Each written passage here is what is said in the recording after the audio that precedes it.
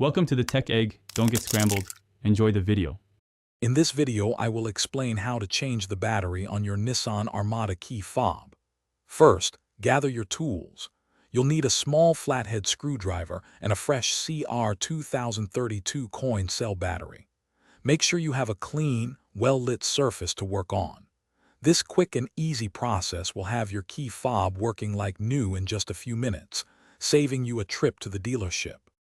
Now, let's open the key fob.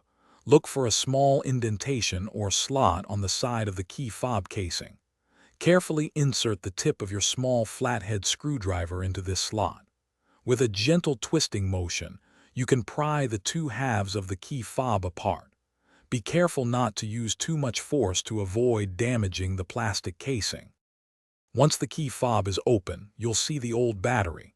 Take a moment to note its orientation, usually with the positive side facing up. Gently pry out the old CR2032 battery.